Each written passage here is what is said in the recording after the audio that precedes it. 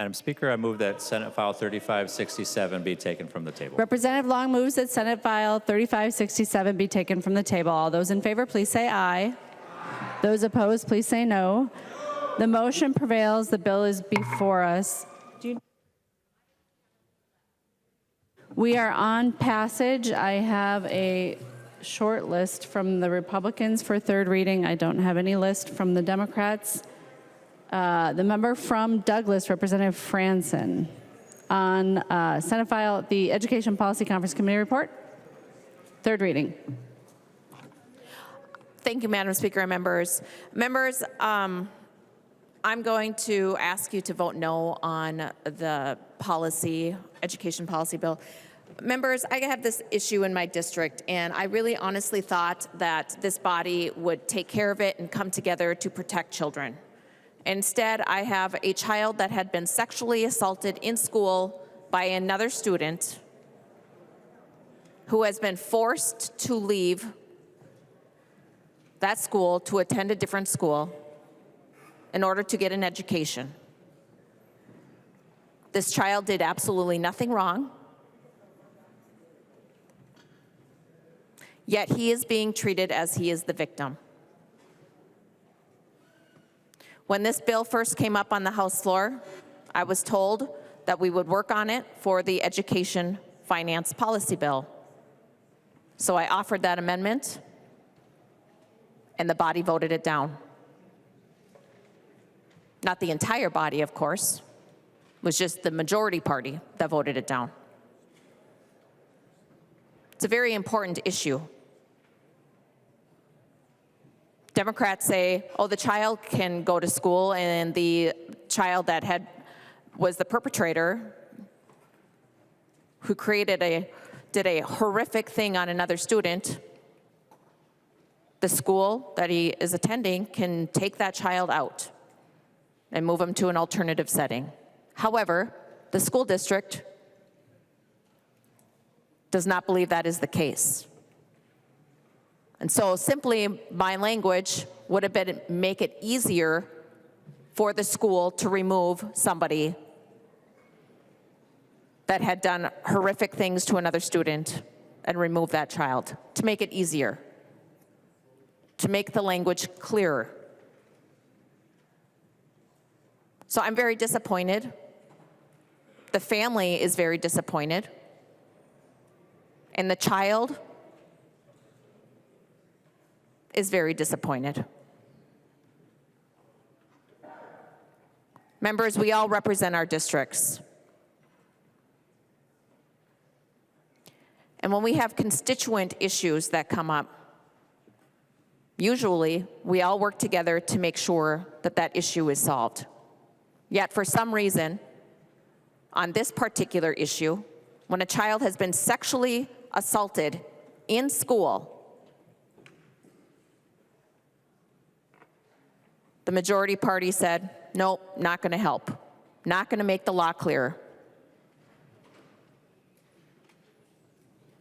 It's very disappointing. It's very sad. We hear time and time again, if we can just save one life, right? Well, I was asking, still asking, if we can keep one child into the school that they deserve to be in without being treated like they are a criminal, like they did something wrong, that they should be ashamed of what happened to them. In this body, in this building, if another member sexually assaults another member, that member has to resign. Unless, of course, if you burglarize somebody's house.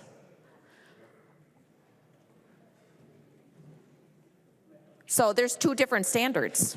We have a standard for us here in this building, and then we have another standard for students in a school. So members, I ask you to vote no on this provision, or on this bill,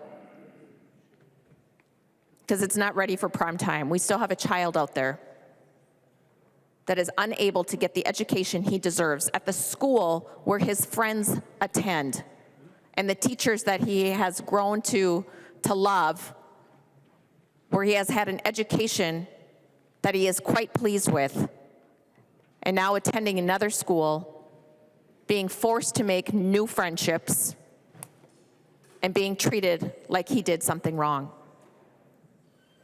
Thank you.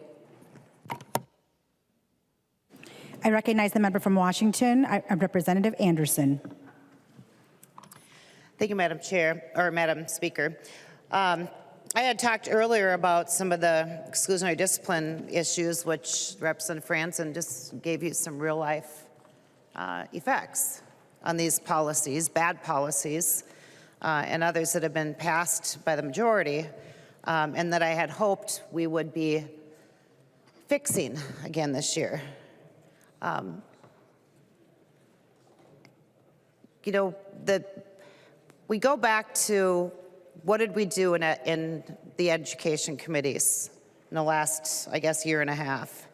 The number one problem we have is kids that can't read. That's the number one problem. The next biggest problem we have is truancy and disciplinary issues. The READ Act that was passed was good, but it wasn't enough. It absolutely wasn't enough. And it's taking too long, and now what we're doing is we're adding more mandates on curriculum, and we're picking at the edges rather than actually helping our kids with extra time, with extra tutoring. I mean, frankly, members, last summer and this summer, we should have had all-day programs in all the schools. With all the money we spend in education, we should have had all-day programs getting our kids caught up last summer and this summer. And that's what should be in this policy bill. But it's not. Instead, it doesn't fix the issues that were created. It doesn't help much getting our kids to read. It doesn't help with their math, the fact that they're way behind in math. They're way behind in science. Science down 23%. 23% since in the last 4 years. I'll tell you the number that is up over 20% is the education department budgets, the bureaucracy. So we've dumped money and policy into bureaucrats in an agency that frankly has shown that they're have huge problems. They're the people that we're supposed to oversee the Feeding Our Future and many of the other scandals, huge scandals that this state has had over the last couple of years. But we're rewarding them, giving them more money, giving them more power, taking away power from our local school boards. We're taking away power from our parents. We're taking away power from our teachers and our administrators, and we're giving it to the bureaucrats, the Department of Education. And that's what this bill does. I believe in local control. I believe in our educators. I believe in our teachers. I believe in our administrators. They're the experts. And we should be letting them do what's best for their own students and their own districts. We should be letting them deal with some of the disciplinary issues rather than telling them, no, you can't do it. You can't, because we at the state know best, and people at the Department of Education know best, and you don't know. And we're leaving these folks hanging out to dry, the teachers and the administrators. We're leaving them so that they're the ones that get the angry phone calls from parents. They're the ones that have to explain why they can't deal with something, explain why they can't solve the problem, explain to the parents of people like Representative Franson's parents, students that she was talking about, that they have to explain to them that, hey, there's nothing we can do and your kid will have to be the one to leave instead of the kid that's the problem. That's just wrong. It's wrong. And so I feel, frankly, I'm lucky that my kids are now officially, as of next week, even out of college. I feel that, but I'm the norm, or that I'm not the norm. You know, we have a huge generation of kids that are struggling. And instead, rather than teaching them, rather than spending money to help them learn to read, to get them caught up, to give them a safe environment in schools, we are making the schools unsafe for our kids because of the disciplinary things that we have mandated here at the state. So I don't support this bill. We didn't deal with what needed to be done, and I ask members to vote against the bill. Thank you. I recognize the member from Mauer, Representative Mueller. Thank you, Madam Speaker and members. And I too would ask members to vote red. We tried to get this to go back to conference to fix. You know, we talk about how our second year of the biennium is really supposed to be going back and doing some small changes, seeing what maybe didn't work and fixing that, doing focused funding on core functions and doing bonding, and then get out. And instead, what we have in policy, even though we passed the majority party passed 65 new mandates on our schools, we have a 120-page new education, new changes, new things, even though our schools are reeling from the changes that were passed last year. I do want to just address two more things. We already heard all of the stuff that I've talked about before, and so I don't need to repeat all of that. But I do wanted to just say that it just seems, again, like there's a lot of deflection going on. About 3 weeks ago, when we talked about the changes to the READ Act, that was just really important. I was told that, you know, potato, potato, it's all just a vegetable. Today, when we talk about the book ban and, you know, really we should be focusing on teaching kiddos how to read, I get told, oh, we can walk and chew gum at the same time. Not quite sure what this obsession with food is, but I'm not teaching kids how to chew gum. That's not my job. My job isn't teaching kids how to chew gum, and that's not our teacher's job. That's not what we're talking about in this bill. We're not talking about chewing gum. We're talking about reading. We're talking about literacy. We're talking about making sure that our kids can read. It's not okay to just shirk it off as just, oh, look, we can walk and chew gum at the same time. It's not a vegetable. It's the foundation of how we learn.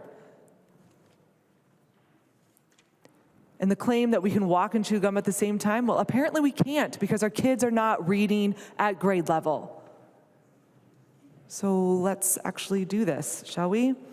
And the only other thing that I'd like to propose, that I'd like to bring to members' attention is actually on page 66, and this is the audit of our professional licensure, education licensing, looking at our teacher prep schools and making sure that they're following, that they're actually teaching teachers how to be taught in the science of reading. In the minorities bill, it was really important for this to be in there because we wanted to make sure that we were holding institutions accountable, that if they did not produce teachers that knew how to teach reading, that there were repercussions for that. You receive state money and tuition with the actual stated goal that you are going to provide education to these future teachers that they then can teach students. That's a contract that was made. And it's not happening. We hear over and over again that our teachers are not being taught in how to teach reading. And so having this audit is actually really imperative. But yet the audit that is included in this bill is weak. It's toothless. It says that it just has to submit an initial support. It says that it has to just tell us, hey, who's actually effective and who's not. And that doesn't okay, good, I guess, with data. Yay, I'm glad that we're going to get data, but we need to be able to hold these institutions accountable. We need to be able to hold them accountable. You've heard so many times from this side of the aisle about the reasons why we can't support this bill. We had examples already this morning about why it's important to have bipartisan effort. This isn't a bipartisan effort. It's not even something that our Minnesota School Boards Associations are asking for. They're asking for relief. They're asking for help. They're asking for something that is going to actually get to their classes, that gets to their students, and this doesn't do that. And so with all the reasons that you heard from my last speech and for this extra one that I was talking about today, I would urge members a red vote. Thank you, Madam Speaker. I recognize the member from Hennepin, Representative Robbins. Thank you, Madam Speaker and members. I rise in opposition to this report. We had a lot of hope last session with the passage of the READ Act, and I thought that we were having strong bipartisan support for the science of reading, phonics-driven literacy in the state. And it wasn't the bill I would have written, but it was a start, and it was an acknowledgement bipartisanly that really mattered. And this bill is turning back on that commitment, and it's very disappointing. I just want to remind people how long we have been dealing with a literacy crisis in our state and in our nation. I first got interested in politics because of a report that many of you weren't even born for, but it was called A Nation at Risk in 1983. And seeing the education crisis back then as a high school student, I really wanted to get involved and work on that. And over the years, in different capacities, I've had the chance to work on education reform. And the most promising reform we've seen to date in this country is the science of reading. And many of you listened to the podcast last year called Sold a Story that really outlined why the science of reading is a game changer for literacy, for students in every demographic. And we have a terrible achievement gap in this state, members. And achievement gap is something I've been working on for 25 years. And this actually moves the needle on literacy. It doesn't solve every problem, but it would make a material difference. And we don't have to guess. We know other states that have adopted the science of reading, and their test scores across the board in every demographic have gone up and have made a material difference not only in their scores. Members, this is so not about scores. This is about life trajectory. If you read at grade level, then you have much better outcomes for health, for economics, for longevity, for all the measures of a good life. Reading is fundamental to all of those things. And we are so missing the boat. So a couple states that are doing this better than we are Alabama and Louisiana. Alabama went in 2019 from ranked 49th to being ranked 4th by 2022. Louisiana went from 42nd to 11th. And members, during the pandemic, these states made actual gains in literacy. While we were going backwards by 20 points, they were making small gains even during the pandemic. So we know the science of reading works. We made a small attempt towards it last year. I have to say, one of the frustrating things about being in the minority is I have been working on this for a long time. I'm not an expert, but I know quite a bit about it. I work closely with the head of schools from Mississippi who implemented this revolutionary science of reading program. My bill mirrors a lot of what they do in Mississippi. I work directly with the superintendent of schools in Mississippi in crafting my bill. I tried to get hearings on my bill for the last 4 years, not once. I tried to get meetings when the DFL had their literacy bill. Oh, can I sit in on it? Can I give some feedback? Can I participate? Not once. I was never even invited to a meeting, even though I asked repeatedly. And this shouldn't be a partisan issue, members. And now that you've turned it into a partisan issue, and now are rolling back the clock, we are risking the future of all the different groups in our state. So I just want to remind you, last year when we celebrated, oh, we're going to really make a change on reading, this is where we were at. These are data that were put out last August 2023. Statewide, our students, 45% are proficient in math. 45% of our students have proficiency in math, 50% in reading. That's across all demographics. That's the average. If you drill down, members, African Americans, this is heartbreaking. 21%, 1/5 of our African American students are proficient in math. 31% are proficient in reading. Only 1/3 of the African American kids in our state are proficient in reading. Asian students, 42% are proficient in math, 44% are proficient in reading. White students, it's 55% in math, 58% in reading. American Indian students, members, 24% are proficient in math and 32% proficient in reading. Latino students, 23% proficient in math, 30% in reading. Only 1/3 of our kids, members, in our minority groups, and in some cases only 1/4 of them, can read and do math. This is an existential crisis for these individual students and for our state. And this bill does nothing to address it. And I don't know what it'll take to get your attention. 10%? Like 90% of our kids won't be able to do things and then we'll make changes? Members, this is a shocking turning our backs on what I thought last year I had some hope was a bipartisan commitment to moving the needle on literacy. And it's so disappointing. A little good news I just want to highlight, I do think it will help in another area of mental health, is the effort to try to limit cell phone use in schools. And the language in this bill is not exactly what I would have done. It's Representative Feist's version, but I was very pleased that Representative Feist was willing to work with me on this and that we are getting somewhere on trying to convince schools to limit cell phone use. There are a lot of challenges with mental health in our schools, and this is the most low-hanging fruit, members. And I see it in my district. I have schools that have limited cell phone use during instruction time, and it has completely changed the game in terms of focus, climate, fights, engagement. The teachers are happier. So members, please go back to your districts this session, this interim, and encourage your schools next fall to adopt limiting cell phone use in schools. So I'm pleased with that, but the rest of it, members, is so far shy of what we need to be doing for literacy, and I urge a no vote. I recognize the member from Morrison, Representative Schultz.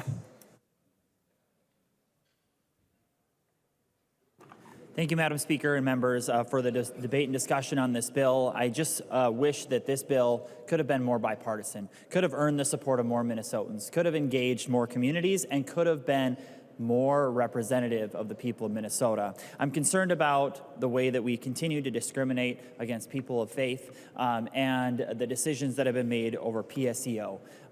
It was made mention, I believe, in this chamber directly, that it was just a minor subset of the Christian faith that it's been discriminated by the practices of the PSEO program. That could have been changed inside this bill to help make this bill bipartisan, to make this bill more inclusive. I'm disappointed that while we hear the chief executive of this state talk about things like book bans and thinking that that's going to be more inclusive, banning book bans, that we have a bill before us that's limiting free speech, limiting the First Amendment, and that the governor thinks that that's okay. I'm disappointed by that. I'm concerned, like many in this chamber, about the impacts to local control, taking the decisions out of local schools and communities and people elected to positions that direct the decision-making about books in local communities. Local decisions and local control is the best route of action, and this legislature thinks that they know better. That's disappointing. For me, as I listen to the communities, to the parents, to the teachers, to the administrators, to the school board members back home in my own district, I listen to the things and the words that they say and the concerns that they bring forward about how school is going back home. And I don't think that this bill is a good representation of their needs or concerns. Continued frustration that they can't help the students of this state course correct and become better, more professional, more law-abiding adults. This should have been the vehicle to change this bill. This education policy bill should have been the bill to help with the course correction that happens inside of our classrooms. And I'm disappointed that it doesn't. I'm disappointed that it's going to be the students that rule the roost, that the students who haven't reached a full age of maturity are going to be the ones setting the standards. This should have been led first by our parents, by our local school districts, the administrators, and the teachers. It's the teachers who have reached out to me the most about the fact that they can't properly discipline students who are out of line in our schools. Frankly, I think it's unreasonable, wholly unreasonable, to continue with this policy where students set the standard of what things happen inside of a classroom. And to hear the stories of the things that have happened since that time, of students being bullied, of violence happening inside of our schools from student to student. And that tools have been taken out of the toolbox by this legislature to get kids back on the right track. This bill does not represent the needs of my community, and I'll be voting no. I recognize the member from Scott, Representative Bakeberg. Thank you, Madam Speaker and members. Thank you, Representative Schultz. I actually my first administrative job was in Representative Schultz's district and I had the pleasure to work with just an amazing principal as my mentor. I was his assistant principal, and I learned so much from him about how to lead and really serve your community. And I think I go back to some of the conversations that he and I had really around expectations. And when you raise the bar, people meet that bar. Whether it's a student, whether it's my own children, whether it's us in this body, when we hold each other to high standards, we can meet those standards. And that's why I appreciate putting the language back in and correcting the error around the MCA reporting. That is a good thing, but we need to continually remember that expectations matter. We need to hold ourselves, we need to hold our communities, we need to hold our kids, our teachers to high expectations. And there's no one better to do that than our local officials, our locally elected school boards. And I think that's really the piece that is the most frustrating in this, when I look at this bill and really the totality of the 2-year biennium. Really what we said is, in this body, we know better how to handle school districts across the state. Okay, I've never been to many of your districts. I have no business telling your local school boards, your local administration, your local teachers how to run things. But that's what we did. And I look at the non-exclusionary discipline, that's just one of the 65 mandates. I'm sorry, but that is a terrible policy. There is not one principal that I've ever worked with in my near 20 years as administrator that has said, boy, I really want to suspend kids. That's really going to help things if I suspend a kid from school. Nothing's further from the truth. But what we've done is created this culture that, we know better, and we've moved away from holding people accountable, holding students accountable, And I go all the way back to a training that I went to when I was in Malacca. And the trainer talked about a continuum of behaviors. It applies to all of us. But in the context of schools, if you address things at a very low level, it does not escalate into a bigger issue. So if you address the eye roll from a student, you don't have to address the fist fight later on. You don't have to address the teacher being pushed later on if you address things at the low level. What we did last year and in this continued bill is continue to tie the hands of our local educators. And when we don't empower local control, we do not allow our school districts to engage in partnerships with parents.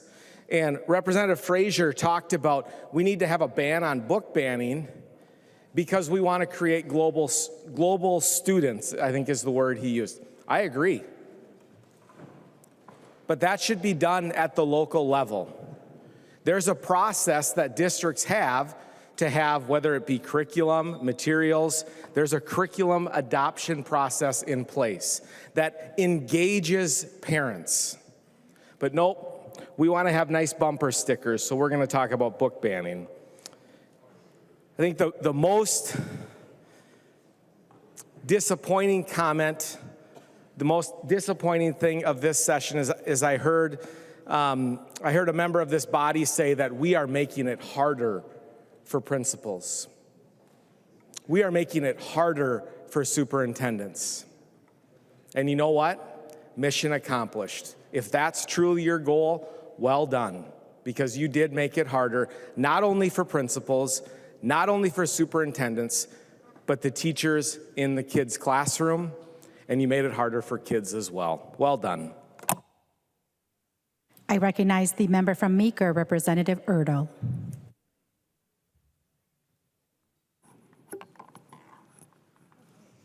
Thank you, Madam Speaker and members. And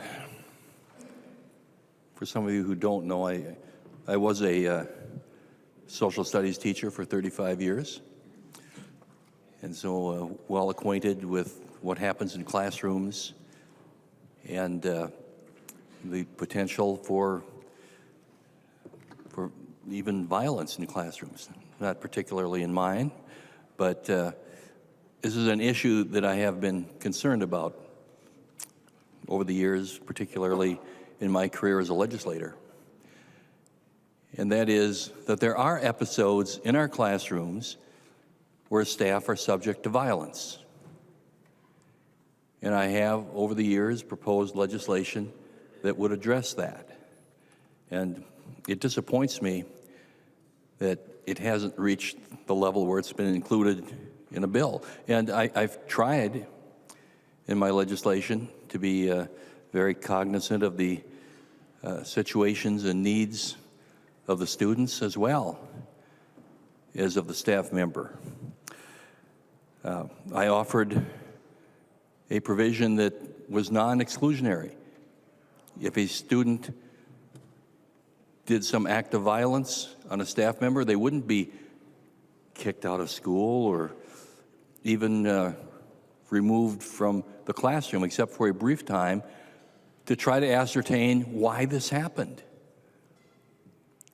If a student is having problems, an example that I have, and I've relayed this several times, I think, in either committee or on the floor, I know of a teacher who was picked up and by a second grade boy. She was a very petite lady, and the boy was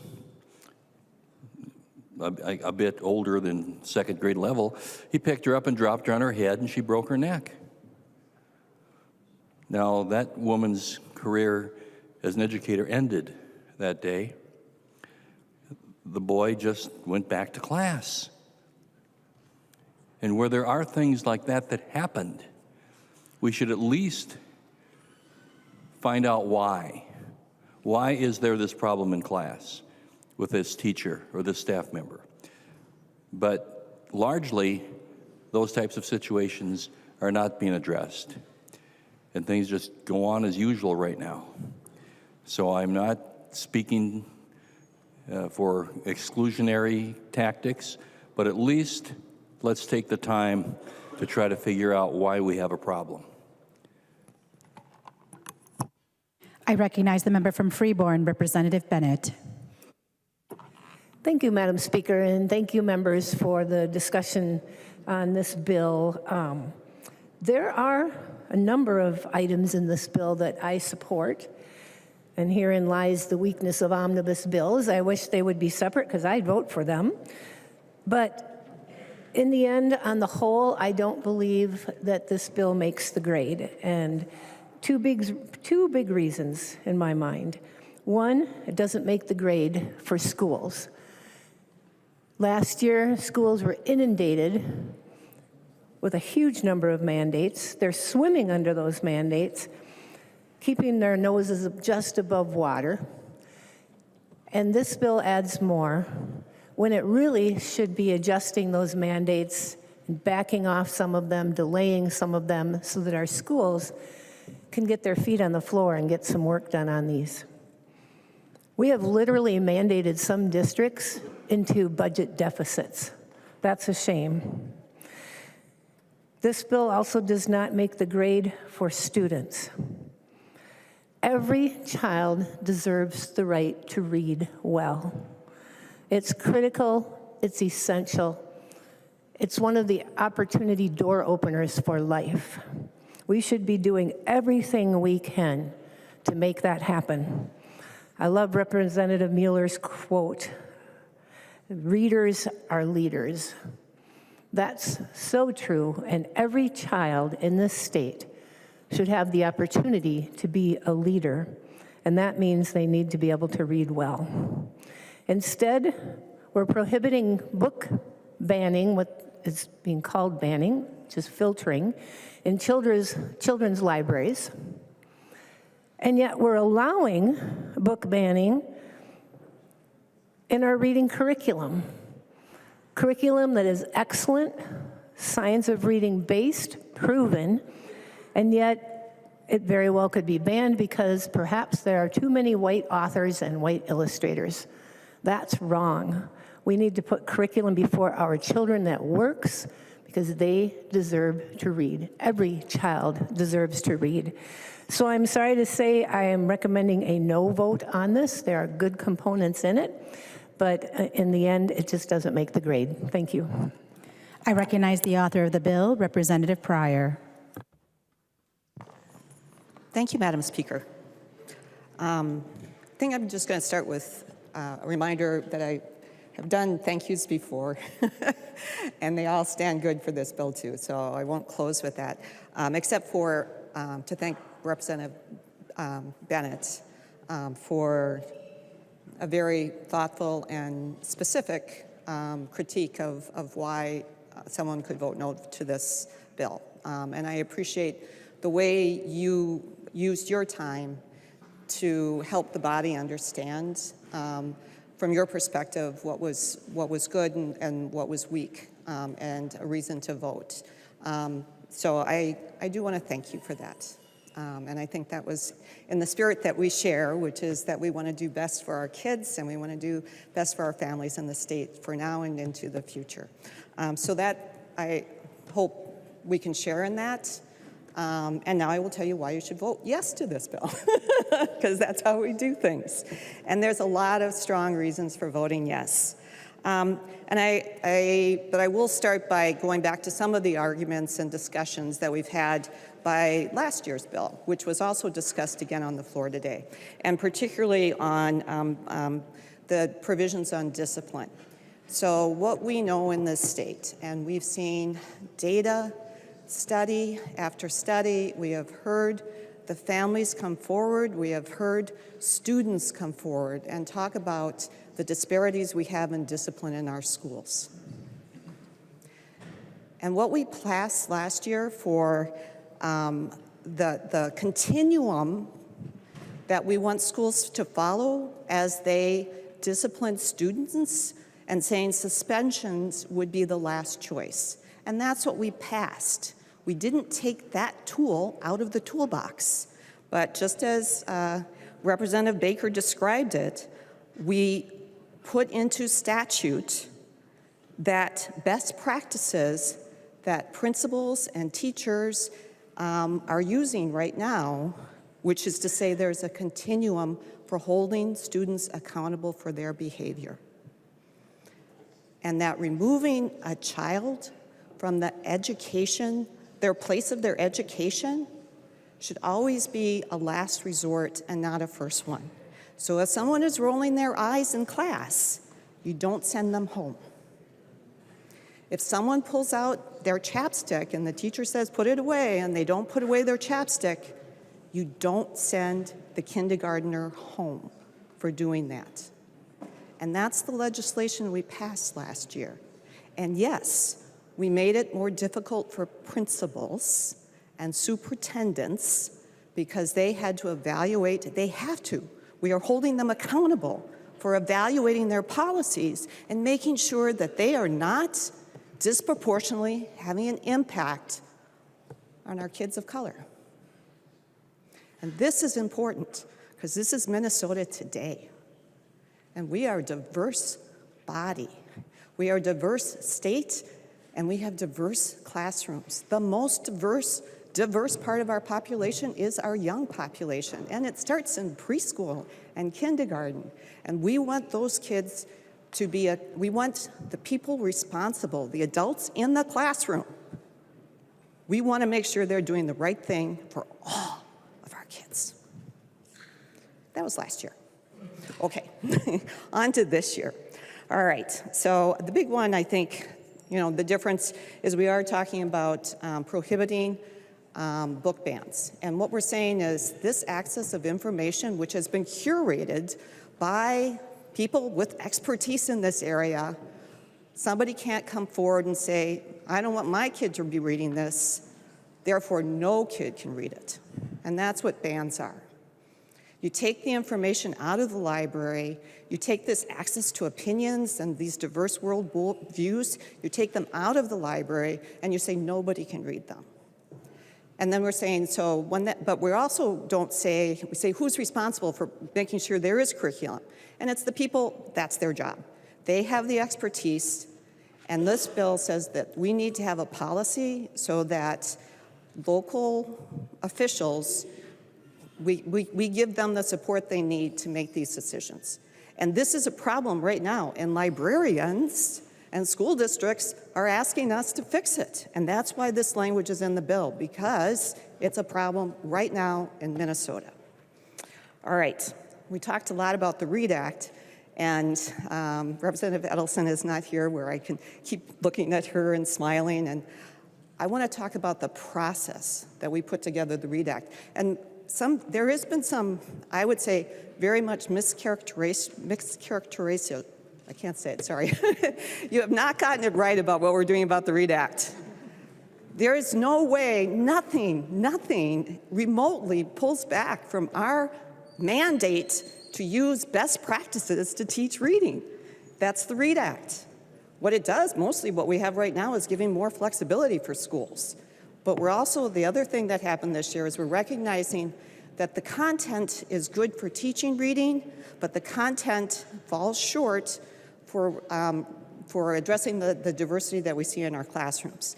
And what we did, and what Representative Edelson did, is, again, it didn't shut down this different curriculum from being used, but what they're saying, work with the publishers, let's get better curriculum. We can do both. We can use the science of reading, we can use best practices, and we can reflect the diverse community that's in our school in positive lights. And that's the way we teach all kids to read. And that's what we want to do better at. And that's what's in this bill. That's the policy that's in this bill. All right, let's see. All right, and then what people keep saying, mandate, mandate, mandate. So again, in this bill, not in last year's bill, we've had that discussion. There are some things that we're requiring schools to do. The big one, I'd say, well, other than the READ Act, which is from beginning to end is actually just a mandate on our schools. So to be clear, the mandates from last year that had the impact on the schools are saying we're going to use best practices for teaching reading. Another one that we have is on cell phone policy. And the heroes in this piece of legislation, other than the people that worked on it, are actually our Principals Association. Because they stepped forward and said, yes, cell phone use is right now in many of our schools, and going forward is going to be more and more of an issue. And again, when you read the studies, when you read the reports, you know that a lot of the mental health issues, the behavior issues, are stemmed from something that's different, that wasn't in school when not when I was for sure, but even when the youngest people here were in school. These were not in schools the way they are right now. This is a problem we're facing in our schools right now. The Principals Association has stepped forward and said, yes, we will put together best practices for dealing with cell phone use in schools. And then we're going to get it out across the state. So all school districts will now be taking that seriously. This is accountability. All right, then I'm just going to go through the list of some other things that are in the bill that you may have forgotten about, and how it impacts student lives. All right, eliminating unnecessary paperwork in the special education. Representative Hicks, folks, if you said there was nothing important in this bill that needed to get passed, go talk to your special education teachers and say, hey, did you think this provision was important or not? They would be pulling their hair out to know that you were willing to dismiss this really important clarification that we had on special education paperwork. It was really very thoughtfully put together. It's going to have a huge impact on our special education teachers and the time that they will have to spend with the kids, rather than doing a piece of paperwork that is not necessary. All right, then we also have requiring schools to teach mental health. This was a provision that came from students first, and it has a direct impact on their lives. They have been saying, this is an issue for us. We need our schools to help teach us about mental health. We need to know about addictions. We need to know about how to recognize symptoms in ourselves and to others. And if our schools aren't teaching this, then they are letting us down. And we are saying, yes, schools, now this is not next year, it's 3 years from now, schools must teach about mental health. And then they also need to give space to work it out so that they can give space for students that are getting therapy or getting help from a provider, that they can do it during the school day. So thank you, Representative Norris, for bringing that forward. It was your constituent that solved the problem for herself, but she didn't want to see have other students have to go through the same thing. Direct impact on students' lives. Okay, this one does not have a direct impact necessarily, but yes, we are giving districts in the state the flexibility of a 4-day school week. And if somebody wants to say that this bill is not bipartisan, can go talk to Representative Baker. And we brought it back from the Senate. And I'm going to say there was some discussion. Maybe they weren't going to take it, but I know we heard from districts that it's working. We wanted to make sure that we brought it back and passed it into law. This probably may not have a big impact, but beginning in the 9th grade, we want to make certain that students are on track for graduation. So there is a provision in that discussion that students are having with their parents that not only are you talking about failure of class and how it may impact, but that you also think about how that's going to impact a graduation rate. So we figured out that that was the best place to have that discussion. But again, to make sure beginning in the 9th grade that we have front and center, is the student on track for graduation? Thank you, Chair Joachim. Freedom of speech in our newspapers. Students need to learn about the boundaries, which is in this bill, of free speech, but they also need to learn how to express their opinion and know that if they put something forward, if they would stay within the boundaries of what should be protected speech and what's not protected speech, that they have a right to speak their opinion. And some of the opinions that could be expressed in these student newspapers across the state, I will find repulsive personally. But it's their right. It's their freedom of speech. And students need to start learning that and to take responsibility and to understand what the boundaries are. So we have the freedom of speech for students as part of this policy bill.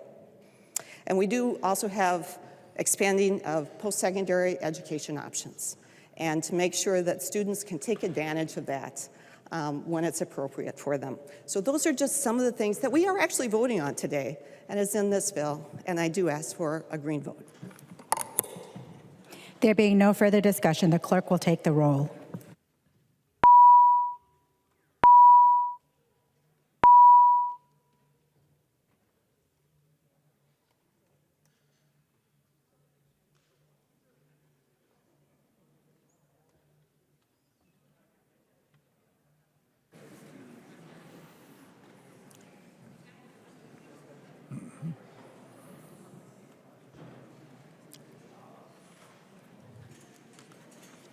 Members, please vote.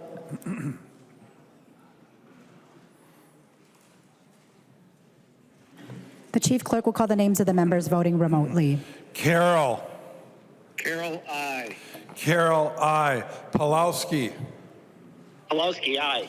Pulowski, aye. The clerk will close the roll.